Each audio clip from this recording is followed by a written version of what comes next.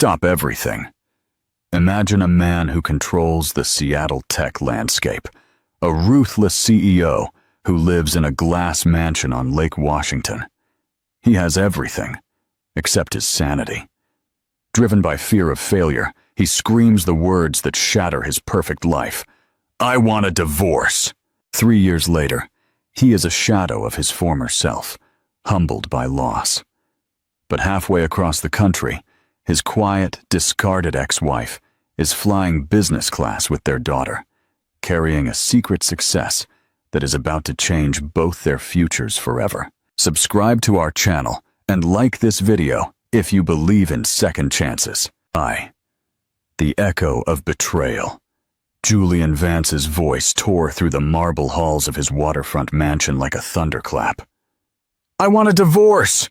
The words echoed, sharp and final, leaving the air heavy with something colder than anger. Anya Novak stood by the window, holding little Chloe close to her chest. She didn't cry, didn't plead. Her silence unsettled him more than any argument could. The late afternoon light poured through the tall glass panes, falling across his perfect suit and her tired face. Two people who no longer recognized each other. He had once loved her deeply, or at least he thought he had. But the past year had turned him into a stranger.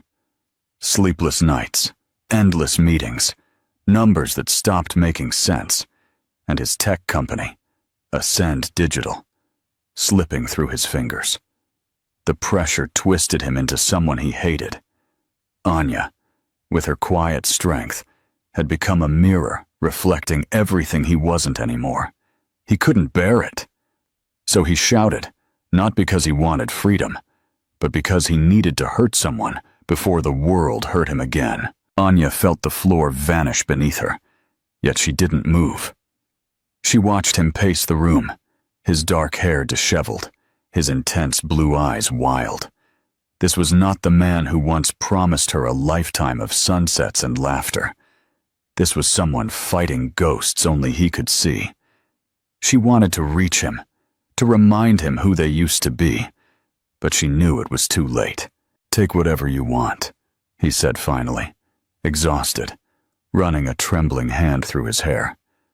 "Just go." The word came out barely audible, but she heard it as clearly as if he had screamed again. She looked at him one last time, not with anger, but with a quiet, heartbreaking clarity, and nodded. That night, while the mansion slept, Anya packed a single suitcase. She took Chloe's favorite stuffed bunny, her sketchbook, and nothing else. The driver who had once taken her to charity galas now drove her to the bus station without a word. Rain tapped against the windows, and in its rhythm, she found the strength not to cry. When dawn broke, the bus rolled out of Seattle. Anya held her daughter close as the sleek, metallic skyline gave way to empty, rolling fields of Oregon. She didn't know where she was going or how she would survive. All she knew was that love had died in that house long before Julian's harsh words, and that somewhere beyond the horizon waited a chance, not for revenge, not for riches, but for peace. For Julian, it was the end of a chapter he thought he controlled. For Anya, it was the beginning of the life she would build from the ashes. Toot. The artist's quiet struggle. The apartment above the bar in Portland was barely large enough for a bed, a crib, and a table that tilted slightly to one side. But to Anya, it was a beginning. A space where she could breathe without feeling watched. Her days were long and exhausting. She found a job in a small diner 3 blocks away, serving coffee to people who never looked her in the eye. The manager, a woman named Grace with a smoker's voice and a kind heart, hired her on the spot after seeing how carefully she held Chloe on her hip during the interview. Every night she returned home smelling of grease and coffee grounds, her hands raw from scrubbing dishes. After putting Chloe to bed, Anya would sit at the wobbly table and draw. The single lamp cast deep shadows on her sketchbook as she filled page after page with whimsical characters, small foxes in scarves, stars that danced, and little girls who climbed ladders into the sky. She drew not for money at first, but for sanity, to remember that she was still someone capable of creating beauty in a life that had turned gray. One evening, while cleaning up spilled soup at the diner, she overheard two customers talking about a children's book competition hosted by a large publishing company downtown. The grand prize was small, but it came with a contract and the chance to be seen. The next morning, she sent her submission online from a borrowed laptop, her heart pounding as if she had just taken a leap off a cliff. The days that followed were ordinary and heavy. One quiet Sunday morning, as she was folding laundry, her phone buzzed with an email notification. The subject line read, "Congratulations." She saw the name of the publishing house. The message was short, polite, almost formal. They loved her work. They wanted to purchase her illustrations for a new children's series. They wanted to meet. In that fragile moment, Anya felt something she hadn't felt since she walked away from Julian's mansion. Hope, real and bright, rising quietly inside her chest. She didn't know it yet, but that single email would be the first thread of a new tapestry. 3. A new identity. S. Carter. The payment for her first project was small, barely enough to cover rent for 2 months, yet it felt like a fortune. She used it to buy new brushes and saved the rest. As the months passed, more opportunities came. Her first book was published under the name S. Carter, a simple signature that carried both protection and mystery. When she saw her illustrations printed for the first time, bound and glossy in a children's book, she cried quietly at her kitchen table. It wasn't fame or wealth that moved her. It was proof that she could make something beautiful after everything had fallen apart. By the end of that year, Anya had illustrated 3 books and was invited to collaborate on a 4th. Her editor called her a rising star. She had built a life from nothing, shaped it with ink, paper, and quiet determination. What she didn't know was that across the city, Julian Vance was beginning to lose his empire, the same empire he once chose over her. Their paths were moving again, though neither of them yet understood that destiny was drawing a slow, deliberate circle that would one day bring them face to face once more. By 4. Julian's humbled silence. Julian Vance's world began to crumble long before he realized it. The betrayal came quietly, like a knife slipped between the ribs. One morning, he arrived at the office to find his access revoked, his name removed from the board, and a letter explaining that his shares had been transferred by his partner. Legal battles followed, brutal and public. The man once celebrated on magazine covers became a cautionary tale, a symbol of arrogance and greed. When the company was lost, Julian stood in the courtroom, feeling a silence heavier than any noise he had ever known. He had thought money was power, but in that moment, stripped of everything, he realized it had only been armor. He sold the mansion, the cars, the yacht he barely used. The city looked different from his new, smaller apartment overlooking the Puget Sound. Without assistants and chauffeurs, he walked among ordinary people and saw things he had never noticed before. The exhaustion in a waitress's smile, the quiet dignity in those who had nothing to boast about. At night, when sleep refused to come, he would sit by the window, remembering Anya's face the day he told her to leave. He began to see the truth he had buried under ambition. Anya had not been his weakness. She had been the only part of him that was real. He wondered where she was now, if she had found peace or if she still hated him. He didn't dare look for her, believing he didn't deserve to. V. The business class encounter. The morning of the flight felt strangely calm. Anya stood at the Portland International Airport, PDX gate, with Chloe's small hand clasped in hers. She had been invited to Los Angeles for the International Children's Literature Awards, where her book, The Moonchild, had been nominated for Best Illustrated Story of the Year. She was flying business class for the first time, a quiet, symbolic victory. Julian boarded the same flight without noticing them. He was traveling for business, or at least what was left of it. After years of rebuilding, he had managed to find small footing as a modest consultant. He sat in the business class section, tired, but at peace. When Anya stepped into the cabin, balancing her carry-on and helping Chloe find their seats, she barely glanced around. Yet as she straightened up, her gaze brushed across a familiar figure in the next aisle, and her heart stopped for a beat. The dark hair, the sharp line of the shoulders, the stillness she remembered too well. It was Julian. She quickly looked away, pretending to adjust Chloe's seatbelt. Her hands trembled slightly, but she forced a steady smile for her daughter, who was gazing in awe at the flight attendants. Julian didn't notice her at first. It wasn't until the flight was in the air, when he stood to reach for a folder from the overhead bin, that his eyes fell on her. The world seemed to tilt. She was sitting 3 rows ahead, and next to her sat a little girl, legs swinging, whispering to a stuffed rabbit. He stared, trying to process what his heart already knew. Anya looked up then, and their eyes met. The moment stretched, wordless and unbearable.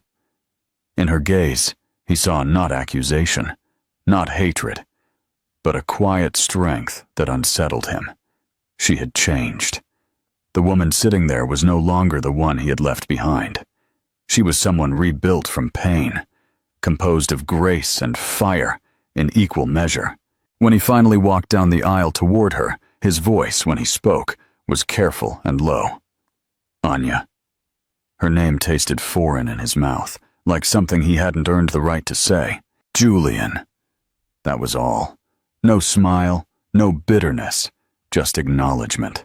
He asked if he could sit beside her for a moment, and she nodded. They spoke quietly, words cautious and deliberate. He told her he had heard about her success. Her book had reached even the circles he still moved in. She thanked him, her tone polite but distant. When he tried to apologize, she listened, and when he finished, there was a long silence before she said softly, "I don't hate you anymore. I used to, for a long time. But then I realized that hate keeps you tied to the past, and I needed to be free." Her calmness disarmed him more than anger ever could. He looked at Chloe, realizing she must be 3 or 4 years old now, and his throat tightened. The child had his eyes, that clear blue that had once been his pride. He wanted to ask questions, but he didn't dare. The answers were written plainly in the years he had missed. Interactive question. Nhìn thấy con gái mình sau 3 năm, Julian, có nên hỏi Anya về chuyện con bé không? Hay anh ấy nên giữ im lặng và tôn trọng cuộc sống mới của cô ấy? Hãy bình luận ý kiến của bạn về tình huống khó xử này. 6. Forgiveness and the Foundation. The next morning in Los Angeles, Julian stood by the breakfast hall, hesitant, before Anya motioned for him to sit. He told her what had happened after their separation, the betrayal by his partner, the collapse of his company, the years spent trying to understand who he was without money or status. She looked at him and said almost gently, "You had everything you thought mattered. I had nothing. Maybe we both needed to lose what we loved to find out who we really were." That simple exchange transformed their relationship. She forgave him, not for him, but for herself.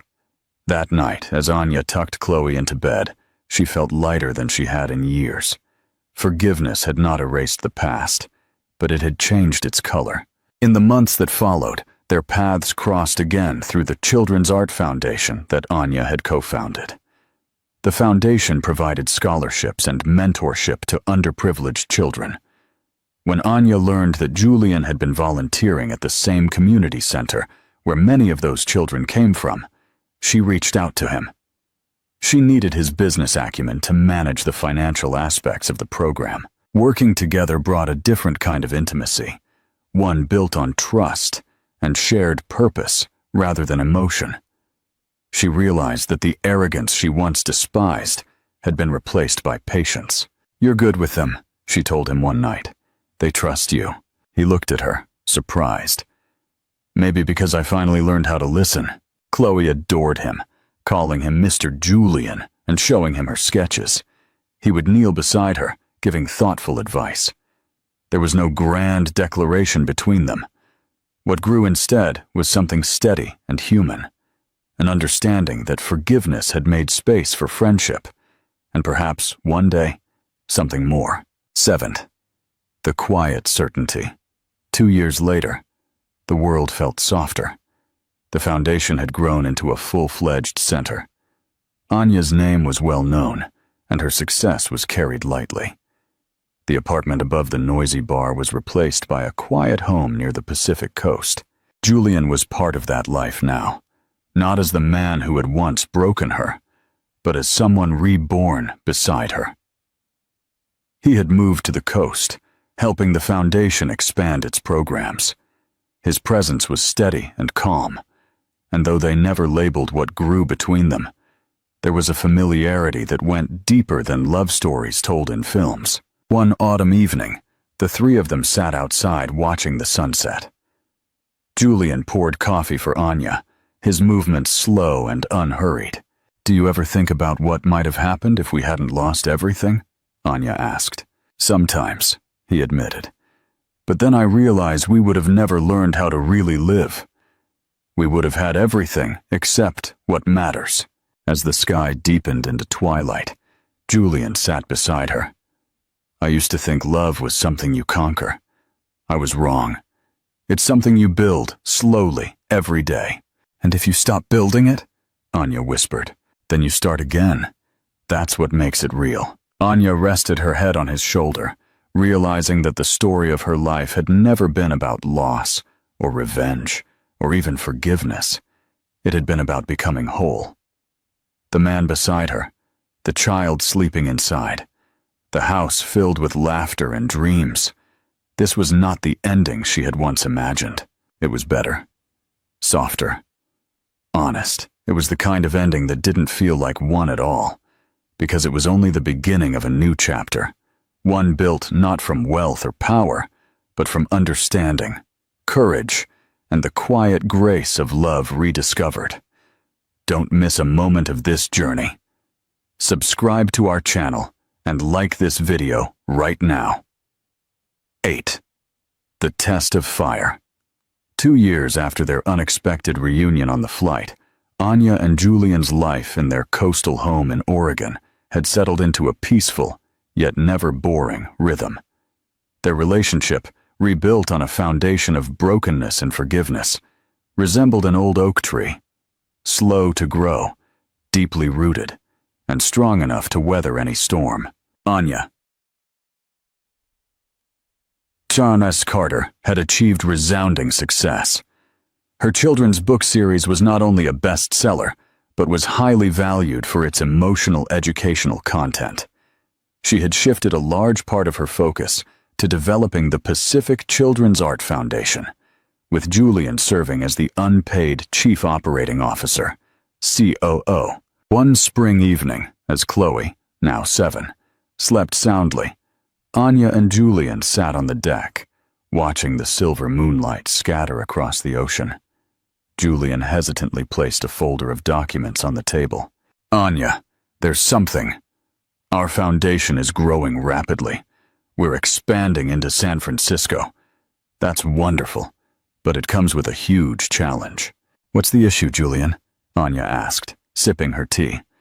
"I trust your management skills." "The issue is scale," he said, his voice serious. "We need larger, more sustainable funding to scale up. And that means I have to step back into the world I've tried to avoid, the world of big tech finance." Julian explained that a major venture capital firm in Silicon Valley, a company called Phoenix Capital, had noticed their effective nonprofit model. They didn't want to acquire the company, but were willing to provide a $10 million seed funding package to expand the foundation into a national network.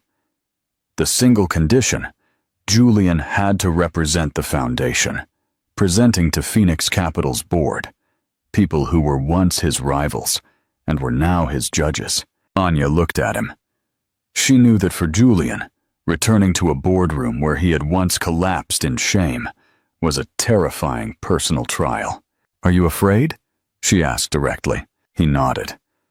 "I'm not afraid of financial failure, Anya. I'm afraid they'll see the old Julian Vance, the man who lost everything to hubris. I'm afraid they'll find me weak, and I'm afraid I'll fall back into that trap." Anya smiled, a look of profound patience and resolve. "Julian, that is precisely why you must do this. They will not see the old Julian. They will see the man who rebuilt himself from scratch, the man who gave up glory to serve a purpose. And more importantly, I will be with you." Mike's. The presentation. Silence versus arrogance. The meeting took place 3 weeks later in a glass skyscraper in San Francisco. The Phoenix Capital boardroom exuded a chilling, distant atmosphere, reminding Julian of his golden and wilder days in Seattle. He wore a simple suit, not expensive Tom Ford, but a well-tailored piece that conveyed unostentatious professionalism.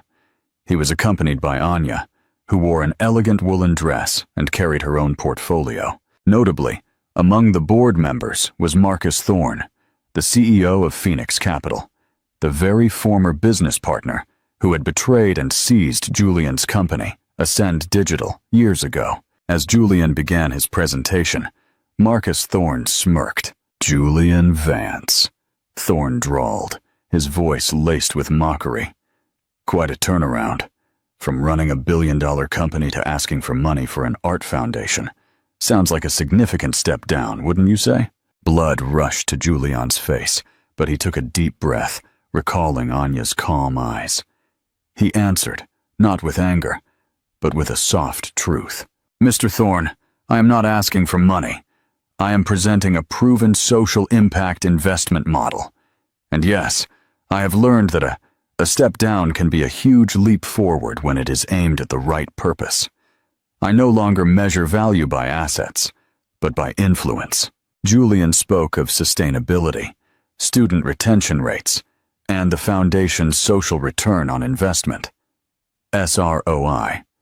He handled the financial details with both transparency and humility. Then, Anya stepped up. She did not talk about budgets. She opened her portfolio and projected children's drawings onto the screen. Vibrant, hopeful images. "I am S. Carter," she said, her voice soft yet firm. "And this is our true value.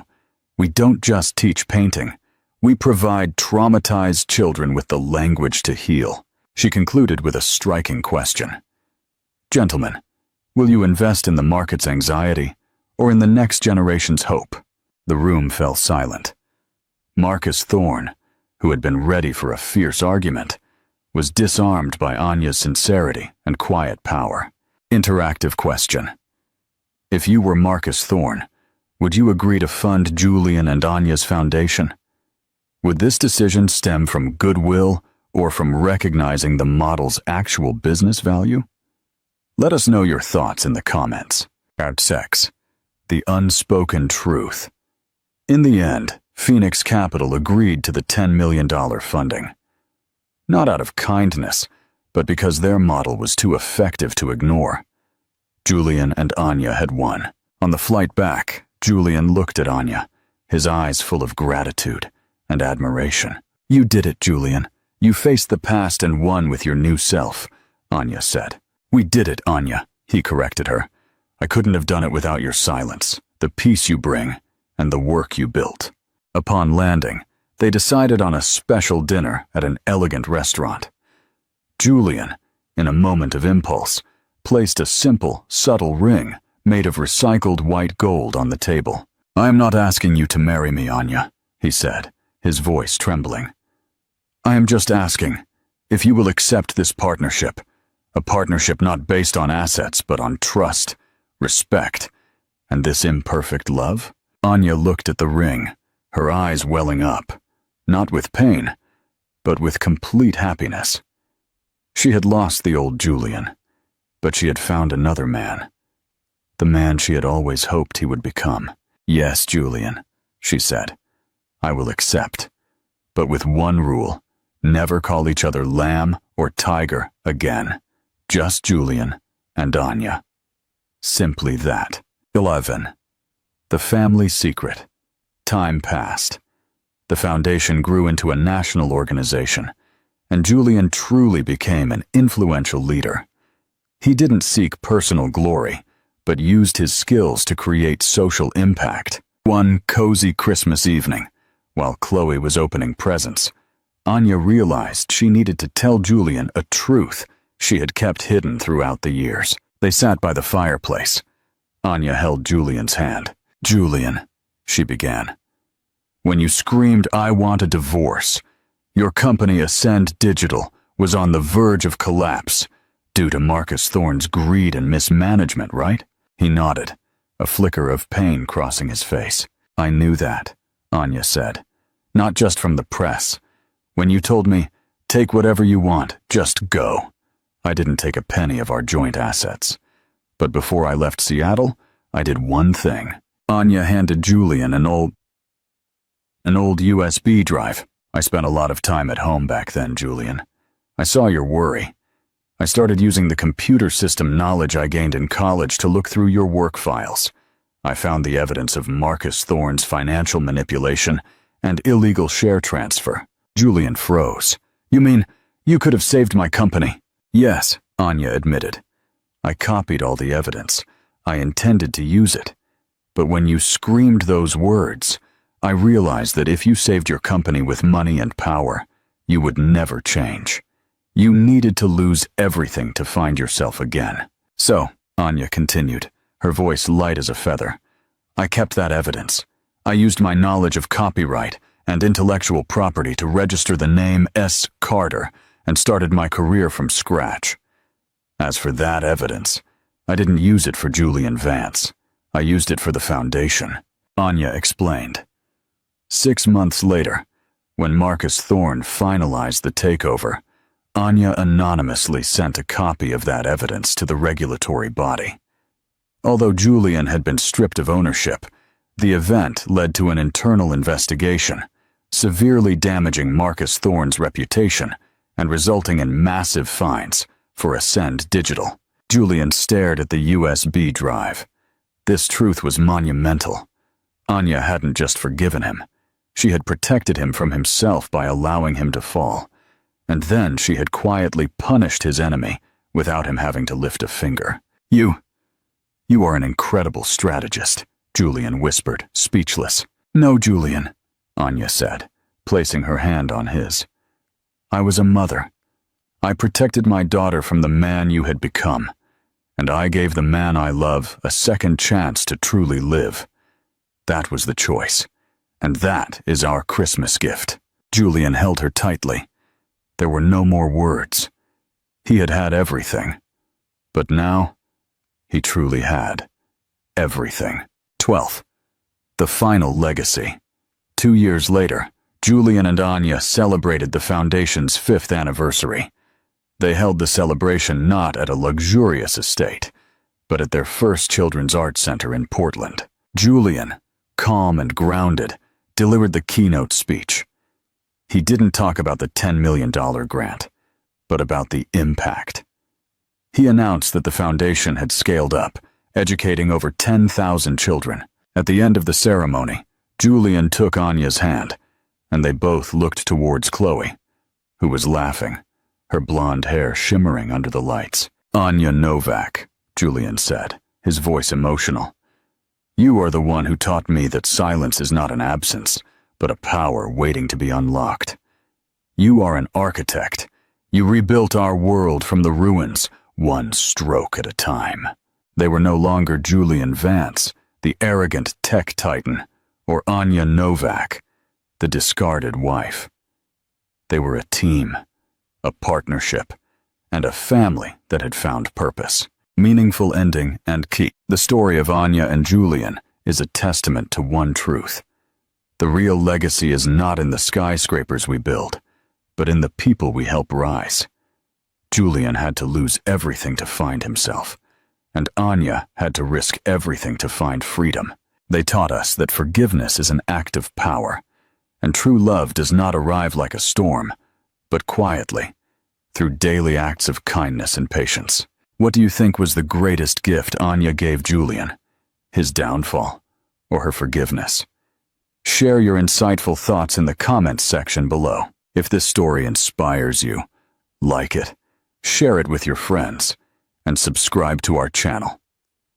We will return with more stories of rebirth and rebuilding life stronger than before. Hit the notification bell so you don't miss out. Anya and Julian's journey has changed so many lives. Subscribe to our channel and share this video immediately. Heartbreak, the new architecture of power. 4 years after the unexpected reunion on the flight, Anya and Julian's life on the Oregon coast was no longer a story of rescue, but a manifesto of purpose. They had officially married in a private, warm ceremony by the ocean, with Chloe as their only flower girl. Anya's ring was not a lavish diamond, but the recycled white gold band, symbolizing recreating value from the discarded. Julian, now the CEO and public voice of the Pacific Children's Art Foundation, PAKF, had become the model of a wise leader. He no longer spoke of beating the market, but of building resilience. The technology and finance knowledge he once used to create Ascend Digital were now applied to create a sustainable art supply chain for PAKF. Anya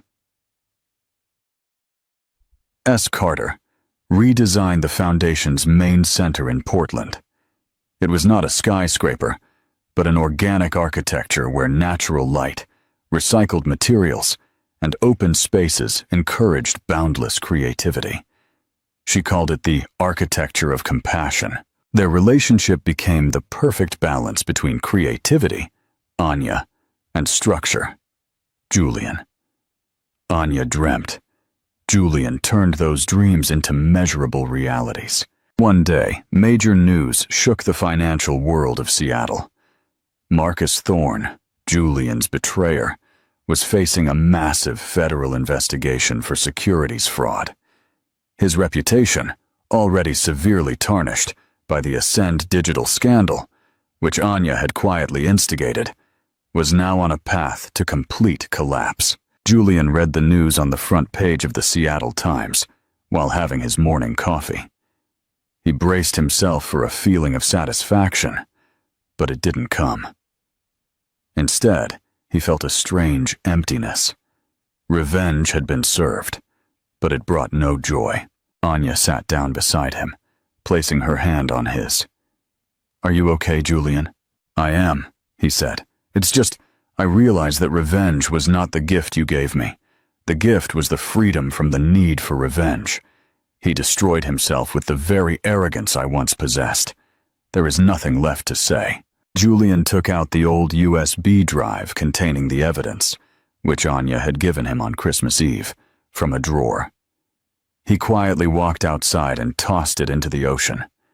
The past was truly dead. 14. The future architect, Chloe, now 9, was the center of their world. She grew up not in a setting of superficial luxury, but surrounded by art, love, and stories of resilience.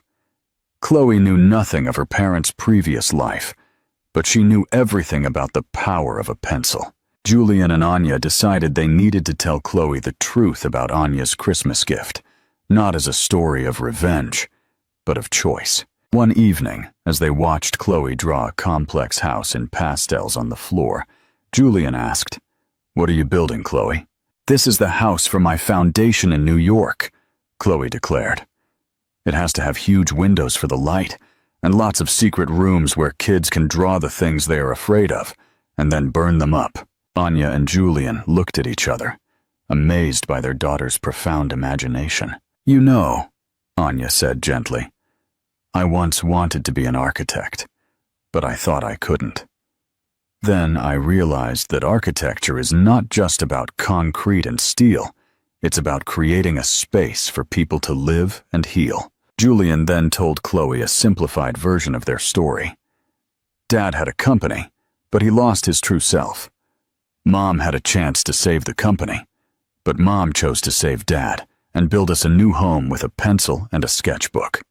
That was the hardest choice, but it was the greatest choice. Chloe listened intently. She pointed to her drawing. And this is what I will build. A place where everyone can find their true self. Anya understood. Their legacy was not the foundation or the books, but Chloe. A child growing up with the awareness that failure is not the end, but the building material for a better future. Interactive question. If you were Julian or Anya, how would you tell Chloe the story of Marcus Thorne and Ascend Digital to teach her about justice without sowing hatred? Share your approach in the comments. 6D. The Quiet Promise. 5 years later, Julian Vance, now in his early 50s, stood at Heathrow Airport, London. He was not a power-hungry CEO, but a father waiting. Anya was returning from an art conference in Italy. Julian was about to meet her, but he had booked a private flight for the entire family, a trip he hadn't revealed to Anya. He took out his phone and opened a special map application. It showed a large, quiet plot of land in a small coastal town in Maine, where Anya had always dreamed of designing a complete home from scratch. On his phone screen, a message read, "Foundation is ready. Welcome home. S. Carter." Julian didn't buy the land with Ascend Digital money or grant money. He used the small earnings from his consulting jobs during his toughest years, plus a tiny portion of Anya's royalties that he had safely invested. It wasn't vast, but it was the first real asset he owned entirely through honesty and genuine labor. When Anya emerged from arrivals, she was transformed. The fatigue was completely gone. She glowed, not from fame, but from peace. Julian walked towards her without a word. He held her tightly. "I missed you," she whispered. "I missed you too, my partner," he replied. "But can you wait a few more days? I have a surprise flight for you and Chloe. It won't be going to New York or San Francisco. It will be going to a place where the architecture of compassion can begin building our permanent home." Anya looked at him, yet her eyes full of curiosity. "And Julian," she said, placing her hand on his cheek. "One more thing. I've thought about the Christmas gift. I chose correctly. You are no longer afraid of losing, and that is something no company in the world can buy." Julian smiled. He was once a titan of technology. Now, he was a keeper of promises. That was a legacy he was proud of more than anything. Conclusion of the story. They walked away together through the bustling airport, never looking back at the world that had once rejected them. The legacy of Julian Vance and Anya Novak is not the $10 million or the 10,000 children helped, though that is vital. Their legacy is the proof that you can lose every material thing, yet become richer than ever when you learn to choose love and purpose over arrogance and power. If you had to title this new chapter of their lives, what would you choose? Share your title in the comments. Don't forget to like and subscribe to our channel for our next special on the power of love in business. Final chapter, the unbought legacy. Life is not a destination. It's a journey of rebuilding. Subscribe to our channel and like this video to fuel your strength. 6th, the unbought asset. 6 years after their reunion, the Vance Novak family officially moved to Maine. The home, situated on a bluff overlooking the Atlantic Ocean, was entirely Anya's design. It wasn't opulent like the old Seattle mansion, but every corner was crafted to maximize light and peace.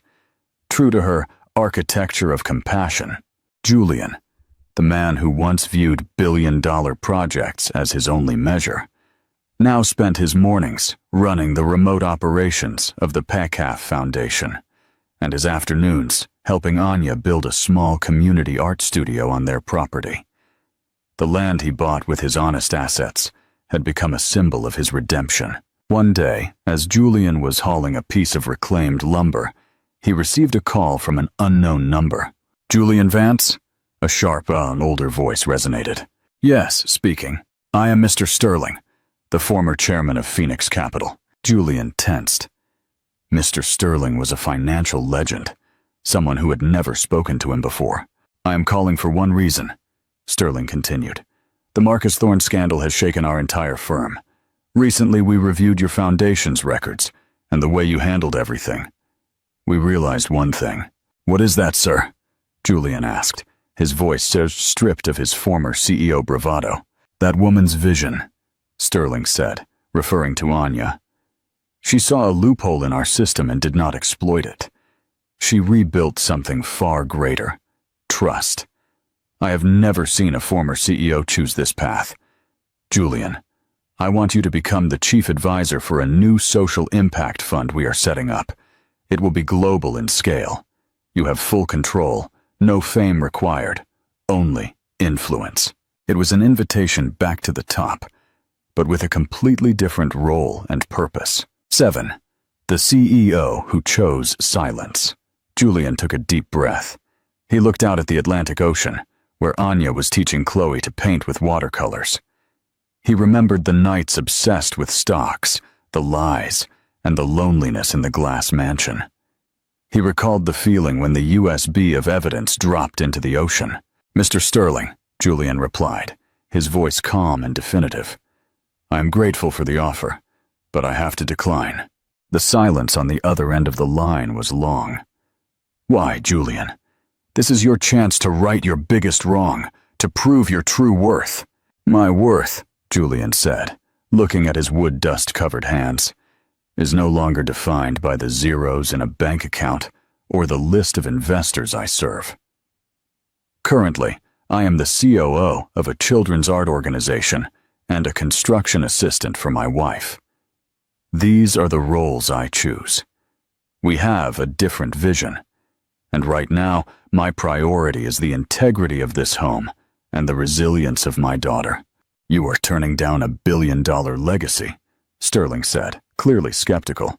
"I am building an unbought legacy, sir," Julian replied. "And that is the most sustainable one." Julian politely ended the call. He felt a profound sense of relief, a final severance from the golden shackles that once bound him. Interactive question. If you were Julian, would you accept the offer to return to a high-power but purpose-driven role, or choose the current quiet life? What defines success for you? Share your perspective in the comments. The enduring legacy. 8 years later, the PACAF Foundation had a presence in 12 states, impacting hundreds of thousands of children. Julian and Anya were a power couple, not in the financial world, but in social impact. They were sitting on their deck watching Chloe, now 14, who was sketching a complex architectural design for her new school. "She's going to be a great architect," Julian murmured. "She is going to be herself," Anya smiled. "And she will know that true strength lies in choice, not in the power others grant you." Julian looked at Anya, the woman who had given him the chance to see the beauty of simplicity.